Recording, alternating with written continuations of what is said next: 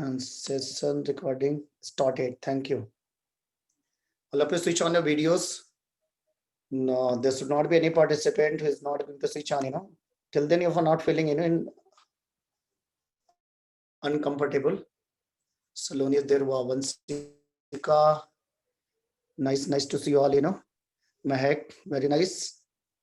Ansu, your video is not on. Bhavjot, Sakleen, okay. Nice to see you all. So bright faces, And I hope you are enjoying from your home.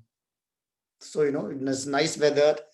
It's winter is also there, still you are still, So nice. School came to your home. Bhavjit, Bhavjot, Palvinder, and the Manpreet and Kush. So that I can identify, Very nice. So today, going to, on the last interaction भी हम लोगों ने थोड़ा सा देखा था वहां पे there was a little difficulty in smart board में प्रॉब्लम आ रही थी और वो टॉपिक थोड़ा सा डिफरेंट था. आज हम लोग बेसिकली बात करेंगे दो चीजों पे बात करना है. आप लोग नॉन कोचिंग में हो, एक तो बहुत इंपॉर्टेंट है. तो though you are in non coaching, तो क्या हमारा कोई डेस्टिनेशन नहीं है, ये हमें सोच के रखना है. You must have some destination. Non coaching में रहने का ये मतलब नहीं है कि you don't have plan something. You must have plan everything. Planning प्लानिंग होनी चाहिए और अपने प्लानिंग में करके रखा है कि मेरे को करना क्या है. कहीं ना कहीं थोड़ा सा आपको ये लगता है कि चीजें ना थोड़ा डिफिकल्ट है, तो हम लोग सोचते हैं नहीं ये मेरे से नहीं होने वाला. Is it? तो उसके पे भी हम लोग काम करेंगे कि आपसे कि वो the student was studying in coaching and you they are not big difference. ऐसा नहीं कि बहुत बड़ा डिफरेंस है. As you know already that कि आप भी उसी क्लास में, वो भी वही उसी क्लास में, you both are studying same book. NCERT तो भैया सबकी कॉमन है ना. एनसीईआरटी को आप बाइबल, कुरान शरीफ, कुछ भी मान लो, गीता, तो जो भी है, गुरु ग्रंथ साहब, कुछ भी मानो, कहीं ना कहीं वही बुक सब पढ़ने जा रहे हैं. and your examination is going to be 100% focused on the NCERT. Nowadays, if you see the paper, even I will give you some question on the 2020 NEET examination का paper देखोगे, and you will believe that, you just can believe even on me, कि the question directly coming from NCERT is not from anywhere else. ऐसा बिल्कुल नहीं है. Question कहीं से unknown place से आ रहा है. Question is directly coming from the NCERT. One the question is coming from directly NCERT and we are studying. ऐसा तो है नहीं कोई इसमें भी है कि जो एग्जाम नहीं देगा. I don't think so. We all are there, सारे लोग इसमें जो एग्जाम देने वाले हैं. तो अगर एग्जाम हमें देना है तो कहीं ना कहीं हमारे लिए ये रिकॉर्डिंग का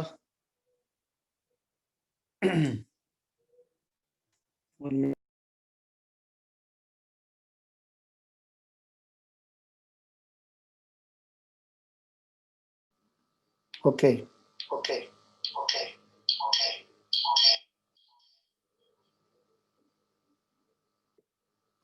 voice is okay.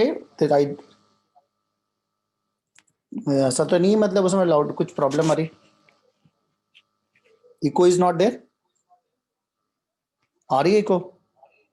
It's okay. Thank you Amar भाई for giving the response. Thank you. चलो, that's I was telling. Time is frame is same. Time table एक जैसा है सबके पास. Same school is there, same scenario, and you are getting wonderful opportunity to study. You're one of the best school. और कहीं ना कहीं school is doing all for whatever the best thing is possible. इस tough situation में जो भी possible हो आप कर रहे हो. Still we are waiting for the good time की चीजें हमारी चेंज हो. और मैं बात कर रहा था कि कहीं ना कहीं syllabus same. It's not that they are going to do something big difference. Same concept है सब. और यहाँ पे वीडियो ऑन कर लो. मैं I hope it's video is on and I will little bit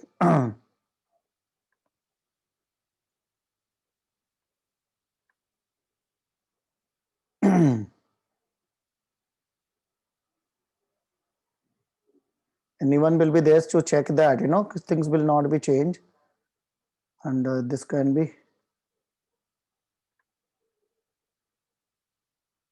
ठीक है. लॉक मीटिंग अभी लॉक करने का नहीं है. फ्यू में भी कम आ सकते हैं. and 1 minute.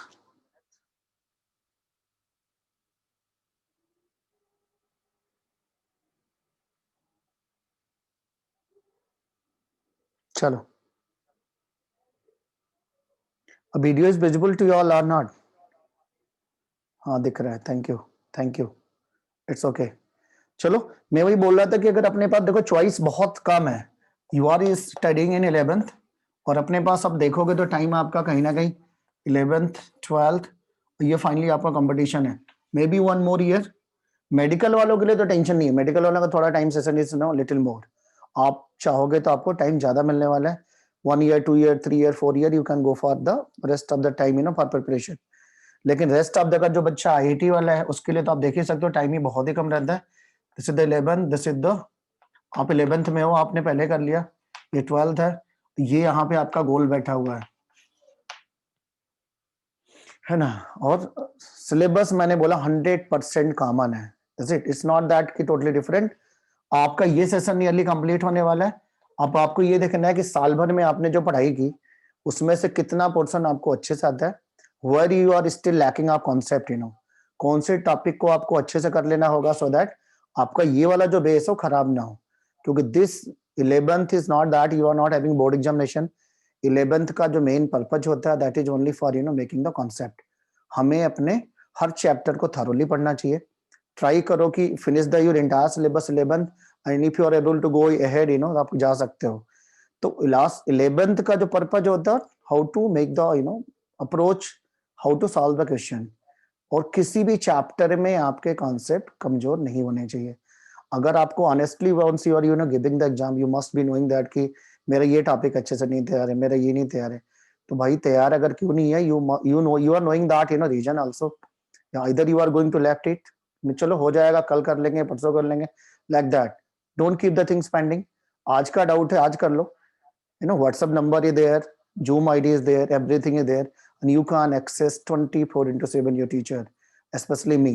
आपको लग रहा है कि यहाँ पे हम स्टक कर रहे हैं, मेरे को हेल्प चाहिए, and I will be ready for that. आपका सिलेबस पहले सारे टीचर लोगों ने पढ़ाया है, now just plan it quick revision, हम लोग एक रिवीजन में करते जाएंगे फटाफट, सो दैट योर एग्जामिनेशन जो आपका 11th का हो दैट विल बी फंटास्टिक, और उसमें आपके अच्छे नंबर हैं। Your parents expectation is there, और school is planning, you must be ready for that. School is planning for offline examination also, not for you just now, 12th के बच्चों के लिए, है ना, that's we are going to plan, already planning final है, और इसी हो सकता है महीने में हो सकता है। 12th और 10th के लिए ऑफलाइन एग्जाम हो रहा है, तो you also keep in mind that कि किसी भी टाइम में आपका भी ऑफलाइन एग्जाम हो भी सकता है। ऑनलाइन 100% इसमें कोई दो राय नहीं है। मैं इसलिए बोल रहा हूँ कि few few are there among us जो अभी भी इस चीजों को लाइटली लेते, यार चलो यार ऑनलाइन तो ही रहा, काम चल जाएगा। नहीं, आज का टाइम अगर आपने वेस्ट कर दिया you will never get it back, and finally what will happen, आपका 11th का कॉन्सेप्ट खराब हो गया, and then after whole life when you are going to appear for competition you have to be think it, ये 1 साल आपको 2 साल पे करना पड़ेगा, 1 ईयर का जो आपने लॉस किया है। नेक्स्ट अगर आप रिपीट करने जा रहे हो मेडिकल में तो आपको 2020 21 तो आपका जाने वाला है 12th में, फिर 22 23 24 हो सकता है। रिपीटिशन में वही चीजें पढ़नी है जो आज पढ़ते हो आप, हम क्यों ना ऑनेस्टली पहले से पढ़ लें, ज्यादा इंपॉर्टेंट होगा कि जब हम एक बार पढ़े अच्छे से पढ़ लो, 12th में तो 12th का ही ज्यादा प्रेशर होगा। हाँ इसीलिए मैं बोल रहा हूँ कि आपका सिलेबस सेम है, थोड़ा सा ये 4 साल 3 से 4 साल 3 साल का मेहनत है, ज्यादा से ज्यादा आपको 1 साल और वेट करना पड़ेगा। लेकिन आप ऑनेस्टली अगर ठान लो तो आप भी वो सारी चीजें कर सकते हो जो दूसरे बच्चे कर रहे हैं। तो अच्छा नहीं करे, मान लो मिनिमम टारगेट तो है ना भाई 98 99% 96 97% इन board examination, and no one student can get 95 and above without knowledge। 10th में आपने एग्जामिनेशन दिया है, आपके अगर नॉलेज अच्छे थे then only after lots of practice, अगर आपने प्रैक्टिस अच्छी नहीं की होती तो आपको मैथ हो या science you will not get good marks. तो लेकिन 11th का syllabus is quite different, 20 time का डिफरेंस आपने पढ़ा है, यू हैड सीन इट, और उसको ग्रास्प करना, पढ़ लेना तो ठीक है भाई पढ़ लिया, ग्रास्प करना बहुत इंपॉर्टेंट है। तो little quick revision of structure of item का मैंने सोचा था करा देंगे, उसके बाद आप बोलोगे फिर जो आप चैप्टर बोलोगे हम लोग क्विक रिवीजन करते चलेंगे रेगुलर बेस पे, आप बोलोगे सर ये वाला चैप्टर करा दो, मेरा जल्दी हो जाएगा, okay we will go head. तो स्ट्रक्चर ऑफ आइटम स्टार्ट करते हैं विदाउट लेट।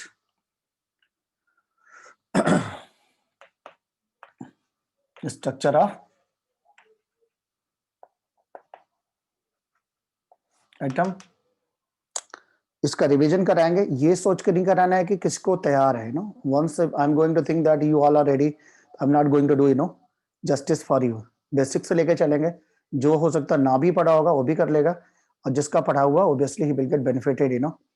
स्टार्टिंग की हम लोग बात करते हैं एटम की, we know that we have any matter, मेरे पास ये चाक पार्टिकल है, matter is it, and we know that when we are going to break it out, break out कर लो।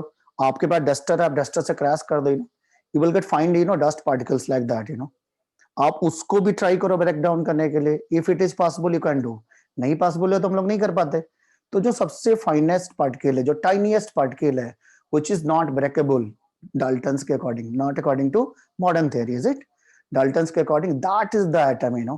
Atom is the tiniest particle that is indivisible. बाद में theory आती है, you know that atom is divisible, and atom consists of 3 fundamental particles. You all knows well, electron, proton and neutron, is it? तो अगर हम startup से चलते हैं तो कहीं ना कहीं हमें देखना रहता है कि हमारे पास कोई भी मैटर है, ब्रेक किया तो बेटा क्या मिल गया? मॉलिक्यूल मिल गया।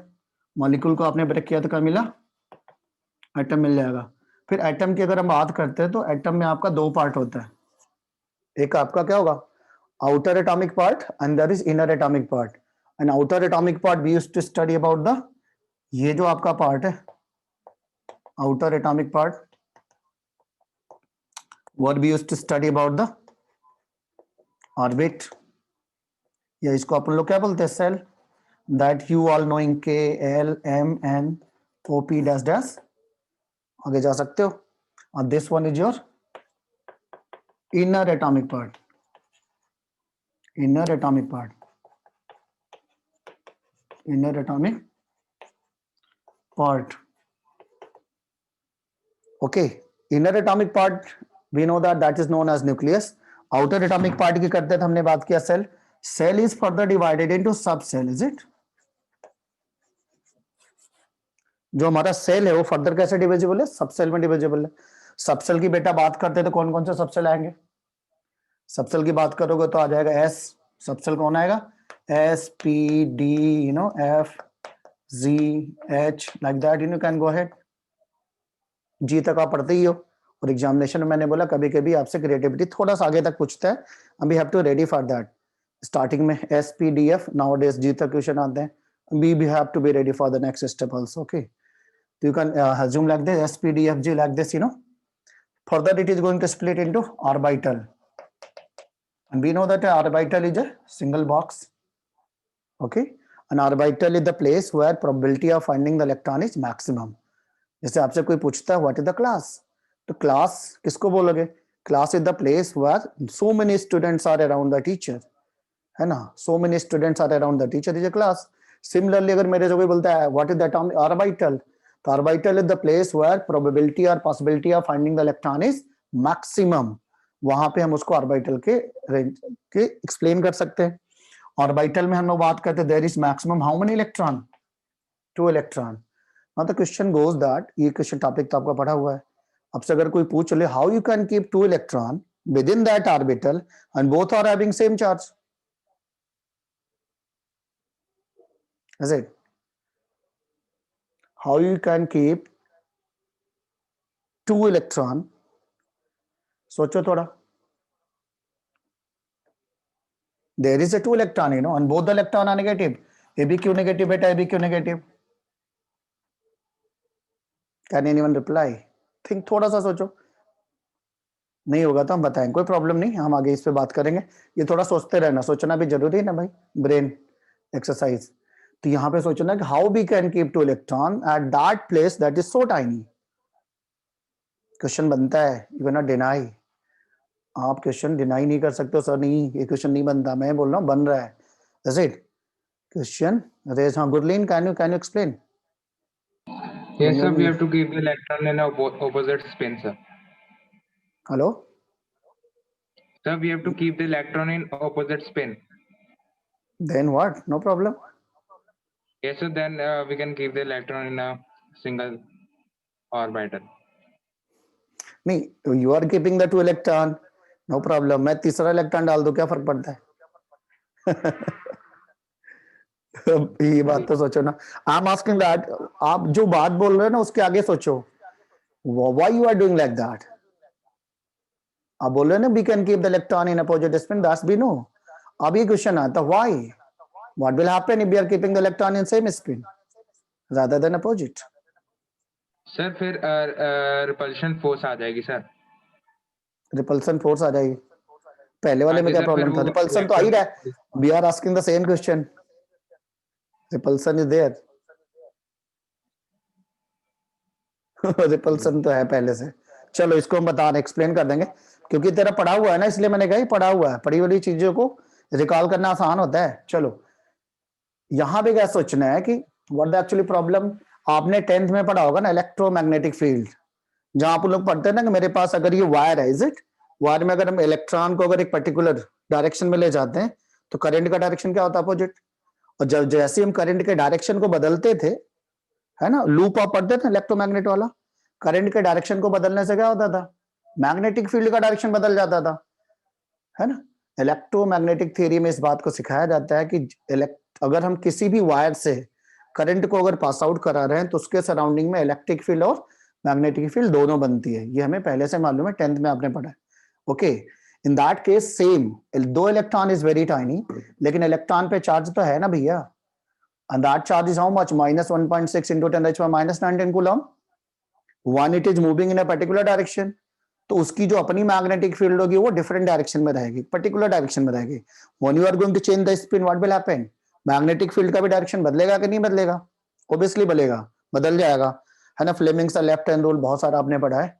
तो यहाँ पे सेम कहानी है. ये मेरा इलेक्ट्रॉन है. Electron is no doubt charge particle.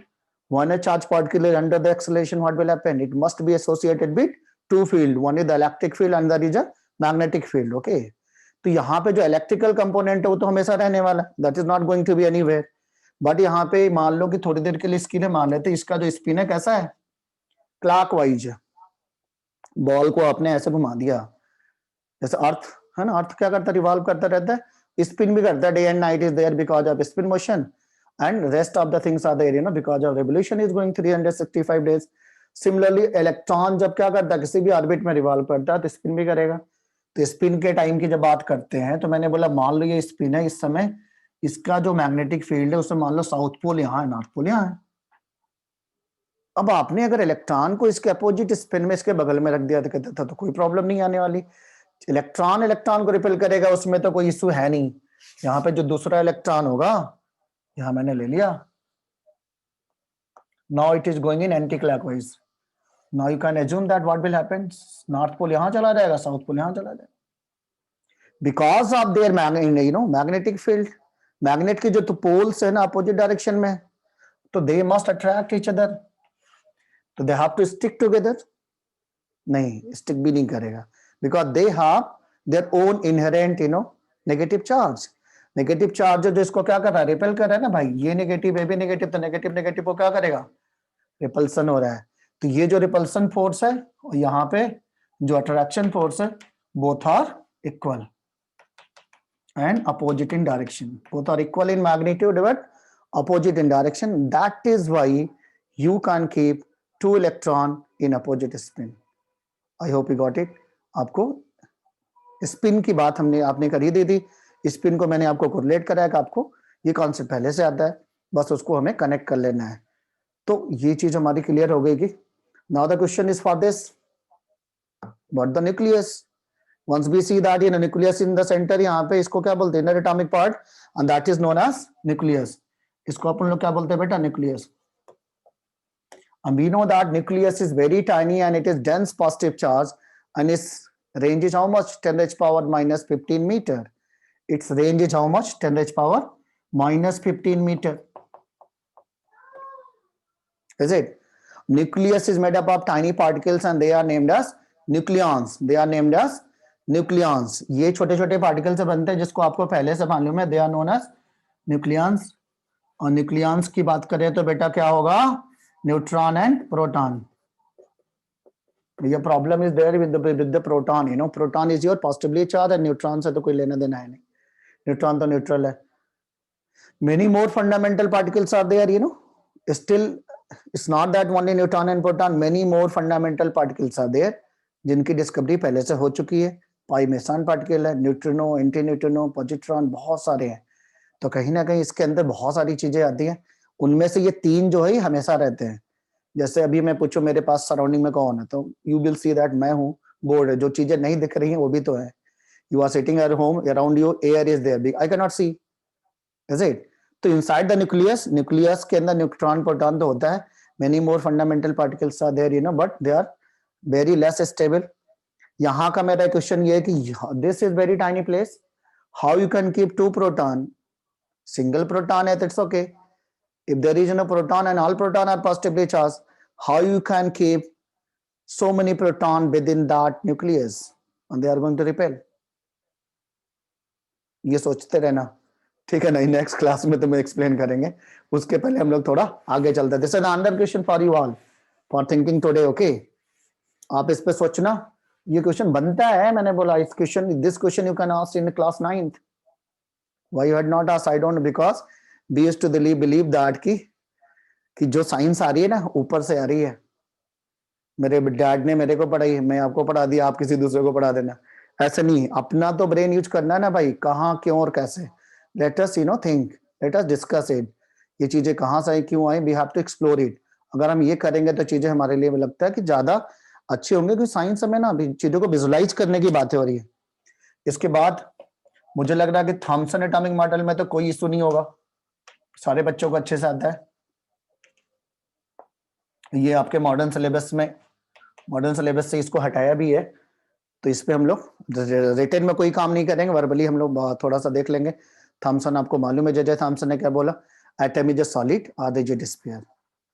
बाद में रदरफोर्ड ने इसको प्रूव किया कि नहीं ये गलत है, इज इट? लेकिन थॉमसन का कहना था कि जो हमारा एटम है वो डेंस पॉजिटिव चार्ज, पूरा पॉजिटिवली चार्ज है। पॉजिटिव चार्ज पूरे में कैसा, यूनिफॉर्मली डिस्ट्रीब्यूटेड है, and in between negatively charged electron are embedded like black color seeds in watermelon. लेकिन बाद में रदरफोर्ड ने इसको प्रूव किया कि नहीं, दिस इज रॉन्ग, यहाँ पे ये बातें बोलना, नेगेटिव चार्ज यहाँ पे आ गया, as many positive as many negative is there, no problem, plus minus बराबर, ये आज भी ट्रू है। थॉमसन का ये जो स्टेटमेंट है, एटम इज इलेक्ट्रिकली न्यूट्रल, ये हमें आज भी मालूम है, because we see anything there is no short circuit, all that matter, all is made up of atom and molecule, and atom and molecule basically what they are, neutral. हमारा metal कैसा, neutral है, तो electron proton all are there and all are equal in magnitude, so that net charge आपका 0 हो जाएगा, ये बात सही है। लेकिन ये बोलना कि एटम रिजिड है, ये गलत था। इसको किसने प्रूव किया? रदरफोर्ड ने बोला कि इट इज नॉट पॉसिबल, अगर रिजिडिटी होती तो अल्फा पार्टिकल हमारे स्टेट लाइन में ट्रेवल नहीं करते। तो इसके बाद आप पढ़ते हैं ना, that is I don't think आपको कोई डाउट होगा इसमें, डिस्कवरी ऑफ न्यूक्लियस। थोड़ा हल्का सा रिकैप कर लेते हैं हम लोग। डिस्कवरी ऑफ न्यूक्लियस में हम लोग क्या करना रहता है, you must have a gold foil, centre में आप रख लो, ठीक है ना बेटा?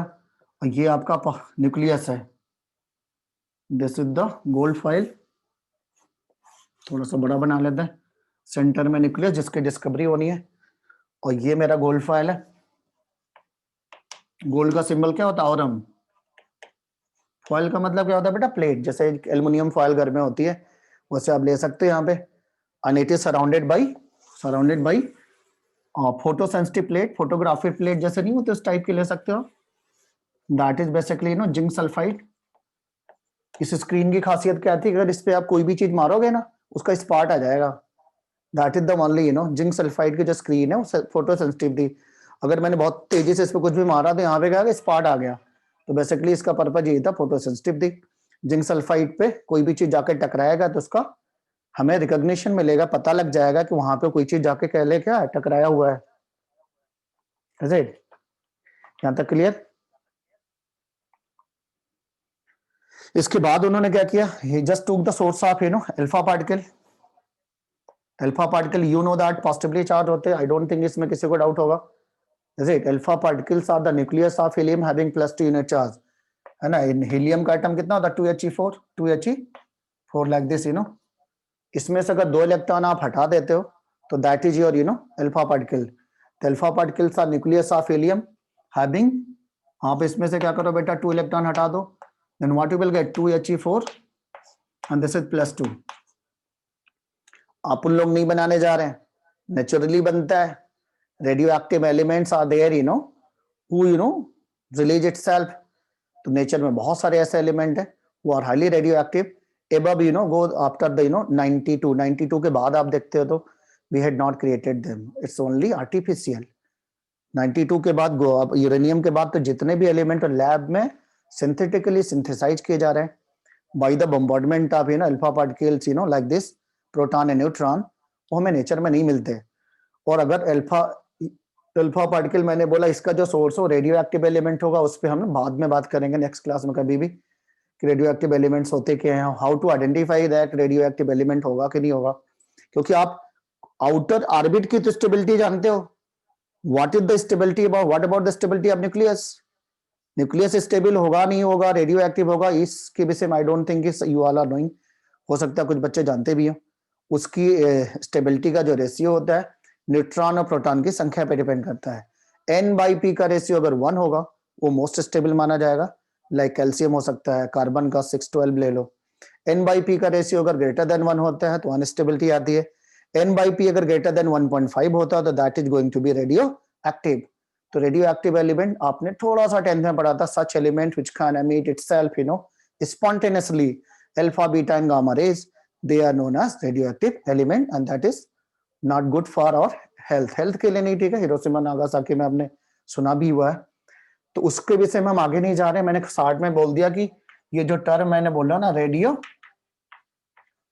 एक्टिव की बात हो रही है ना, तो रेडियो एक्टिविटी के विषय में मैंने हल्का सा बता दिया कि अगर कोई तुमसे बोल रहा है कि पर्टिकुलर एलिमेंट हमारा रेडियो एक्टिव है तो उसके लिए आप N/P का रेशियो निकाल लेना। 1 आ गया तो सिंपल स्टेबल है, it is stable. if N/P is going to be not equal to 1, unstable हो जाएगा। न्यूट्रॉन बाई प्रोटॉन का रेशियो अगर 1.5 से ज्यादा हो जाता है then it is radioactive. This ratio N/P is going to be greater than or equal to 1.5, then it is radioactive. You can check it, है ना, आप देख सकते हो। जैसे ट्राइटियम ट्राइटियम का एग्जांपल याद होगा आपको, ट्राइटियम 1H3 3-1, न्यूट्रॉन मेरा 2 आ गया, प्रोटॉन कितना 1, N/P का रेशियो आप निकाल लो, ग्रेटर देन है ना 1.5, तो ये पक्का रेडियो एक्टिव हो गया। This is the way to identify तो ये ऐसे एलिमेंट जिनके न्यूक्लियस के अंदर न्यूट्रॉन और प्रोटॉन का रेशियो बैलेंस नहीं है, then in that case nucleus is not able to hold them and automatically वहां से ना न्यूक्लियॉन्स हमारे निकलते रहते हैं, न्यूट्रॉन प्रोटॉन। एटम की नीड है, न्यूक्लियस एटम का जो बेसिकली कोर वाला पार्ट है हमेशा चाहता है कि उसका N/P रेशियो क्या हो, बैलेंस हो, इम्बैलेंस नहीं होना चाहिए, देयर शुड बी इक्विलिब्रियम, मतलब इक्वल होना चाहिए। तो दैट इज उस पे हम बाद में मैंने बोला उस थोड़ा टॉपिक डिफरेंट हो जाएगा, इस पे थोड़ा सा कंसंट्रेट करते हैं। मेरे पास α1 है, आपने इस पे बम्बार्डमेंट करा दी, सीधे चला गया। α2 ले लो, बम्बार्डमेंट करा दो, सीधे चला गया। It means most of the alpha particle passed in straight line without any deviation. Alpha particles पे पहले से हमने मालूम है पॉजिटिवली चार्ज है, positive is going, no one is going to repel, इसका मतलब नथिंग इज देयर, खाली प्लेस है। रोड पे ज्यादातर प्लेस लोगों को आपने देखा होगा स्ट्रेट जाते रहते हैं, ऐसा तभी होता है जो रोड खाली होती है, is it. This shows that ये जो केस है मोर देन 95% से ज्यादा का जो केस है उसमें एटम का जब हम बात करते हैं तो उसका most of the space is empty, that next α3 ले लो, α3 is going to near to the little nucleus के थोड़ा पास जा रहा था, एक्सपेक्टेड पाथ ये था, गया नहीं वहां पे, ये अपने रास्ते से क्या हुआ, ऐसे भी नहीं गया, यहाँ पे डिविएट हो जाता है, यहाँ लाइक दिस तो another alpha particle it got deviated from its path. Deviation हमेशा कहां से लेते हैं, फ्रंट से लेते हैं, ऐसे जाना था स्ट्रेट, इधर से लेना, एंगल ऑफ डेविएशन हमेशा कहां से लेते हैं, यहाँ से। इसका एंगल ऑफ डेविएशन को थीटा मान लो, θ1 ले लो, एंगल ऑफ डेविएशन फ्रंट से लेना है क्योंकि ये जा ऐसे रहा था, ऐसे घूम गया, तो फ्रंट से लेना, इधर से नहीं। ये थीटा हमारा कितना आ रहा बेटा, this is less than 90 degree. few alpha particles got deviated by the angle less than 90 degree, that अगर ये डेविएशन कब हो सकता, आप बाइक लेके जा रहे हो, you don't have license, don't have helmet और मास्क भी चेक होता है पंजाब में, मैंने देखा मास्क यहाँ बहुत चेक होता है, कहीं ना कहीं आप जा रहे हो रास्ते में दिख गया, भैया गाड़ी टर्न कर लो, है ना, दिस इज द वे। तो ये हो सकता है, हमने देखा कि ये टर्न कब हुआ, ये भी positive, like charge repel each other. तो अगर पॉजिटिव को रिपेल करेगा तो in the centre of atom there must be positive charge होने की पूरी संभावना है, पॉसिबिलिटी है। अल्फा 4 ले लो, अल्फा 4 यूं गया, उसको भी जाना चाहिए था, वो भी नहीं गया, स्टेट अपने पाथ से डिविएट हो गया। यहाँ पे भी डेविएशन वही थीटा लेस देन 90 डिग्री वाला केस हो जाएगा। It is only possible because of repulsion between same charge. Alpha 4 ले लो, 4 हो ही चुका, 5 ले लो, अल्फा 5 स्टेट जाना था बेटा, न्यूक्लियस के और पास से गया, ऐसे भी नहीं गया, स्ट्रांगली डेविएट हो गया। अब की बार आप निकालो, this angle of deviation is going to be greater than 90 degree. Alpha 6 expected path से बहुत ज्यादा होगा, theta 2 greater than 90 degree. Few alpha particles are strongly deviated. Why? कि कभी कभी हम लोग बाइक चलाते रहते हैं, मान लो कागज कंप्लीट नहीं है, हेलमेट नहीं है, पूरी बटालियन लगी हुई है, तो क्या करते, दूर से भाई जय हिंद करके निकल लेते हैं। ये अपना कुछ ज्यादा ही डेविएट कर गया है ना, पहले से इन्फॉर्मेशन, कोई दोस्त बोल दिया भाई चेकिंग लगी मत जाना वहां, तो हम लोग क्या कहते हैं पूरा ट्रैक ही बदल देते हैं। तो this is the possibility, you know. Last one alpha particle जिसकी आप 11th में आप पढ़ते हो ना, लास्ट अल्फा 7 ले लो, जाना स्टेट था, स्टेट नहीं गया, बैक टू पवेलियन आ गया भैया, रास्ता जाम है यहाँ पे, है ना, something is there, you know, rigid है, ठोस है, so that alpha particles are not able to penetrate the centre. And finally ये जो अल्फा पार्टिकल था कितना था बेटा, 1 alpha particle out of 20,000 alpha particle, it collide in the, you know, centre of atom and bounce back, you know, पीछे चला जाता है।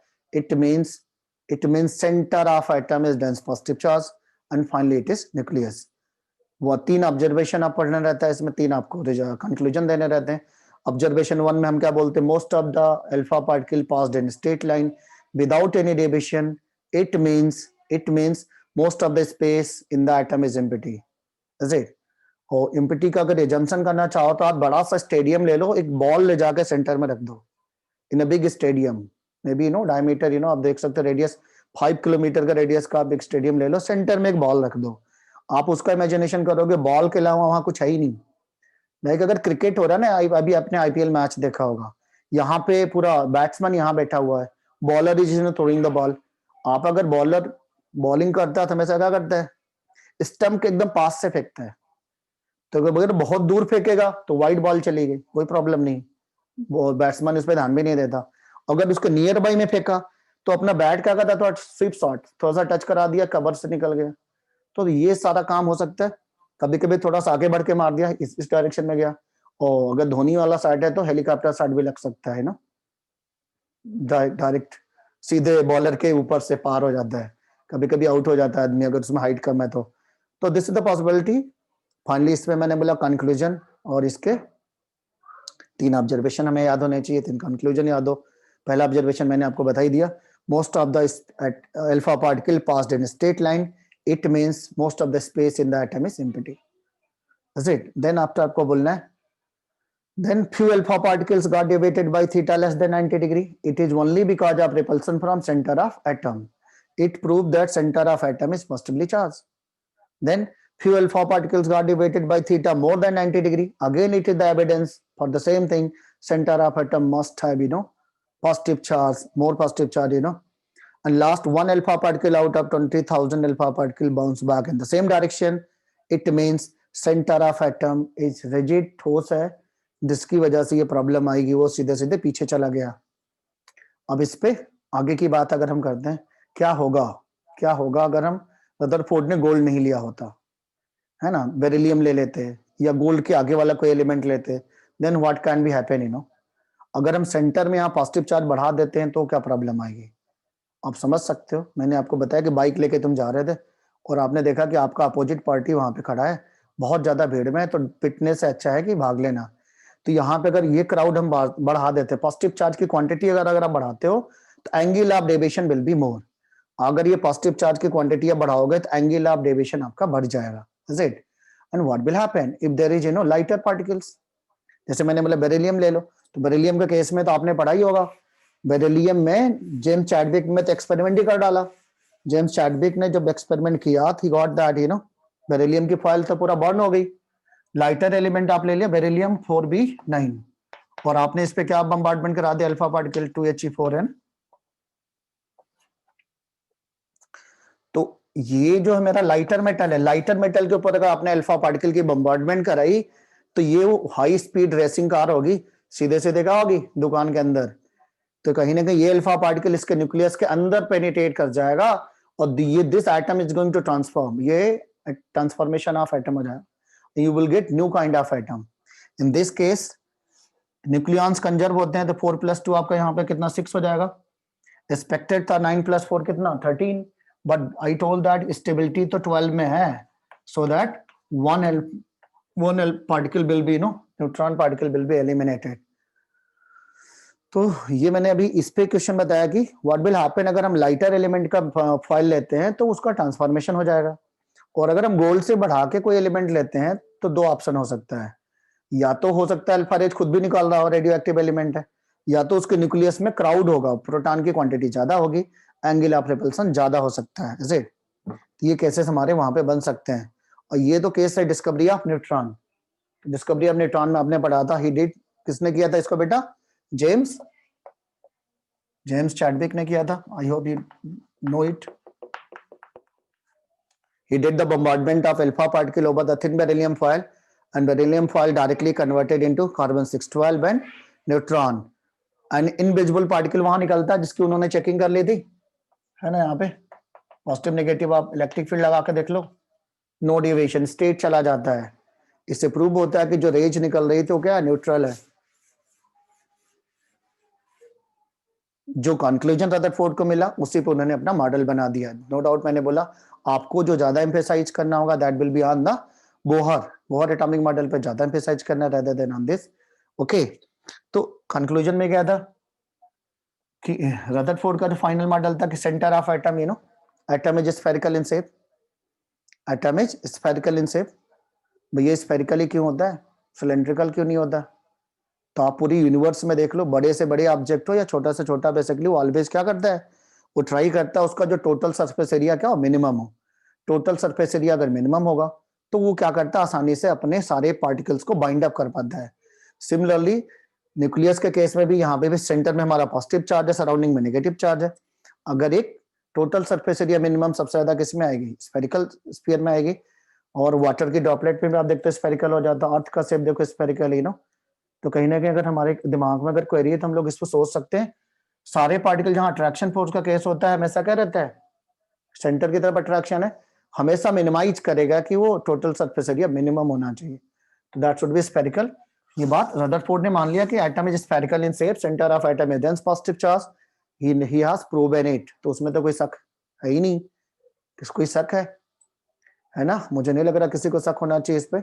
Centre of atom is dense positive charge, around the nucleus there is a circular path in which electron continuously revolve, ऐसा Rutherford का मानना था, इसे ऐसा रदरफोर्ड का मानना था कि ये जो इलेक्ट्रॉन यहाँ पे कंटिन्यूस क्या करता है भैया, घूमता रहता है, that is known as solar orbit. फिर उनसे पूछा गया what is the cause of stability, if the electron continuously revolve we know that then whenever a charge particle his उनके खुद के स्टूडेंट था जिसका क्या नाम था, मैक्सवेल ने उनसे पूछा कि when a charge particle revolve continuously it must radiate energy and finally it is going to be fail, क्योंकि न्यूक्लियस तो इसको अपनी तरफ पुल करेगा। उनके पास तो कोई रिप्लाई था नहीं। then what is they simply replied, atom is similar to solar planet system, सन के भी चारों तरफ तो बहुत सारे प्लेनेट घूमते, they are not going to collide, कहता भैया ये भी नहीं करेगा, ऐसा रदरफोर्ड का मानना था। But it was not a justified answer, is it, it was not justified answer। Maxwell का कहना था whenever a charge particle is going under the acceleration it must lose energy। मेरे पास ये चाक है, मैंने इसको थ्रो किया तो नॉर्मल मैटर पार्टिकल है तब भी गिरेगा, तो ये एनर्जी तो लॉस करेगा, इज इट। अगर एनर्जी धीरे धीरे लॉस करेगा तो it will come closer to the nucleus and finally it will penetrate inside the nucleus. why the electron is not going to fall in the nucleus, how the atom is stable, what is the what is the cause of instability of atom, he was not able to explain। और यहीं से फिर आगे need पड़ी, बहुत सारी आगे की थ्योरी आती है, quantum mechanical model, Planck quantum theory आती है, फिर उसके बाद आपका बेसिकली बोहर एटॉमिक मॉडल की यहीं से रिक्वायरमेंट पड़ती है, because Rutherford were not able, एक तो ये नहीं एक्सप्लेन कर पाया, next what will happen if there is two electron, both the electron are going to repel each other, or what will be the place, how we can keep them. No, he was also not explained to that. और एक और event आपको मालूम है, Zeeman effect and Stark effect, I hope अगर आपको याद होगा तो there is a term no Zeeman effect, actually आगे आएगा। स्पेक्ट्रम की बात हम लोग करते हैं ना कि नॉर्मल स्पेक्ट्रम तुम्हारे पास यहाँ पे है, ये मान लो इसके कलर बैंड्स अपने पास है, विबग्योर वाले कोई भी बैंड ले लो, ये नॉर्मल स्पेक्ट्रम है, आप जिसको बोलते हैं ना नॉर्मल स्पेक्ट्रम। अब आप क्या करो बेटा, जीमान इफेक्ट है तो यहाँ पे मैग्नेटिक फील्ड लगा दो, या नॉर्थ पोल लगा दो, इधर साउथ पोल। तो in the presence of strong magnetic field what will happen, it is going to split, ये क्या होगा, पूरा टूट जाएगा, it is going to split into fine lines. तो splitting of normal spectrum into fine line spectrum is known as Zeeman effect. इसको हम लोग क्या बोलते हैं, जीमान। क्या हुआ तुम लोग, नेटवर्क पुअर चला, गुरलीन, गुरलीन, देवेंद्र, सुकलीन साहब, अंशु, संस्कृति, महक, मनप्रीत, बीच बीच में फ्लैश होना चाहिए so that I can see that you are, you are safe. No problem, you must be safe, you are at home. Okay, no problem. खाना पीना रहे तो बोल के बोलना है, ठीक है ना, खाने जा रहे हैं अभी, नहीं वो भी नहीं करना भाई, ठीक है ना। तो ये मैंने बोला ये आप पढ़े हो, बस इसको थोड़ा रिकॉल मैंने करा। नॉर्मल जैसे कि टेलीविजन स्क्रीन चलती रहती, कभी कभी आप देखो थंडर स्टॉर्म आते हैं, थंडर स्टॉर्म आने के बाद पूरा पूरा सिग्नल ही पूरा वाइब्रेट हो जाता है, पूरा पूरा पिक्चर फट जाता है। कभी कभी दिस आप नहीं ना एंटीना वाला सिस्टम पर, आजकल तो बड़ा अच्छा क्वालिटी का लग गया, सैटेलाइट से सीधे चलता है ना, पहले प्रॉब्लम ज्यादा आती थी, टेलीविजन की स्क्रीन ही पूरा ना हिल जाती थी ऐसे। तो जीमान इफेक्ट बेसिकली यहाँ मैंने बोला ये स्क्रीन चल रही थी, उसके सराउंडिंग में पावरफुल मैग्नेटिक फील्ड लगा दो, तो what will happen that this spectrum is going to split into fine line spectrum. Normal spectrum हमारा जो था फाइन लाइन स्पेक्ट्रम में जो स्प्लिट हो रहा है in the presence of magnetic field होगा, तो that is known as Zeeman effect. Same event we can do in the presence of electric field. अगर आप यहाँ पे इलेक्ट्रिक फील्ड लगा देते हो positive, let this is the negative, तब भी ये काम होगा, नाम इसका बदल जाएगा, that is known as Stark effect. और what is the reason for this event, neither Rutherford was able to explain, neither Bohr, दोनों लोगों ने इस बात को एक्सप्लेन नहीं किया। and what will happen if there is a more than 2 electron। तो ये दोनों की बात हो गई कि मैंने बोला जब भी हम ये मॉडल पढ़ते हैं तो इस बात का हमेशा ध्यान देना रहता है, all are for mono electronic system, what will happen if there is a 2 electron, how they will be there, there is no explanation at all। इसके बाद मैंने बोला, इसके बाद का जो आपका सबसे इंपॉर्टेंट कॉन्सेप्ट है, I hope time limits is there, time आप लोग बता दिए, बना दिए जल्दी जल्दी, बहुत तेजी से कर लिया भाई, अभी टाइम है ना अपने पास। No sir. गुल्लीन बोलेगा क्या ऐसे बोल रहे, नो सर, हो गया 1 o'clock। क्या टाइम है sir, it is 1:03 now, time is हाँ बोलो बेटा। Sir time is 1:03 now. अच्छा चलो ठीक है। Yes sir. आज हम लोगों ने स्टार्टअप किया और from my side I hope चीजें तुम्हें थोड़ी थोड़ी बातें समझ में आई, and I will try to connect with you all, okay, no need to be worried, thank you Suklin, Mansika, Ansu and Mahek, Amarbeer, everyone, and we will enjoy, things will go at your level, आप जहां से बोलोगे, जिस level में, जिस chapter में कोई problem नहीं, we all are there, whole team is there, all the teacher is even teaching। अपने को क्या करना है, आपका हम पीछे से रिकाप भी करते चलते, let's things will enjoy. Bohr atomic model में चीज हमारे पास स्कोप ज्यादा रहेगा, वहां पे आई डोंट नो गुरलीन आपने क्या रेडियस का डेरिवेशन, एनर्जी का डेरिवेशन सारा आपने किया हुआ है? हेलो हाँ जी सर, मैंने तो किया है सर। आपने किया है, कुछ लोगों ने नहीं किया होगा, कुछ लोगों ने किया होगा। आप सारे ने मतलब सारा आपका पीसीबी वाले बच्चे के पीसीएम वाले सारे कंबाइंड है ना? I hope in this class all are there. Combine है सर। हाँ जी सर, कंबाइन है सारे। चलो हाँ जी, नो प्रॉब्लम, आप प्लानिंग करो और हम लोग कोशिश करेंगे ज्यादा से ज्यादा 1 2 या मे बी मैक्सिमम 3 लेक्चर लगेगा, and we will try to recap, हम करेंगे, कोशिश करेंगे, चैप्टर रिवीजन होगा और आपका अच्छा हो जाएगा फाइनली। अगर आपकी डेप्थ अच्छी बनती है then you will definitely enjoy your exam. क्योंकि एग्जामिनेशन मीन्स ऑनेस्टी होना चाहिए, और कोई दूसरा जाने ना जाने, अपने को तो मालूम है ना भाई मेरा क्या लेवल है, और we have to work on that, you know, क्योंकि ये हमें यही एक क्लास है जो कैरियर से रिलेटेड है. आप पीछे केजी में क्या किए, 9 में क्या किए, 8 में क्या, who is going to ask you? The question I told that always the question will ask on the 12th and 10th. 10th and 12th is very important. ये पिलर है आपके गोल का. आप इस साल बोर्ड एग्जाम नहीं देने जाओ, नो प्रॉब्लम, बट ये कॉन्फिडेंस जो आपका कॉन्सेप्ट है, आप सिविल की तैयारी करो, फ्यूचर में जो भी कंपटीशन दोगे, है ना, आईआईटी का देना है, मेडिकल का देना है, जितना भी, तो कहीं ना कहीं ये पूरा फुल्ली सिलेबस आपके एग्जाम में आने वाला है. तो ऐसा हमें क्योंकि पहले से मालूम है, वो हमारा ही गोल है, तो आई विल लेफ्ट इट. हम इस पार्ट को क्यों ना सीरियसली कर लें, तो इस बात को सीरियसली लेना. चलो, best of luck, have a nice day and I hope you can update. आपको कोई प्रॉब्लम है, आप you can call me, you can update me. Sir मेरे को इस टॉपिक में डिफिकल्टी आ रही है, चैप्टर है, रिकैप करा दो, and I will try to plan it. Okay, thank you, have a nice day, good day, stay safe and stay healthy.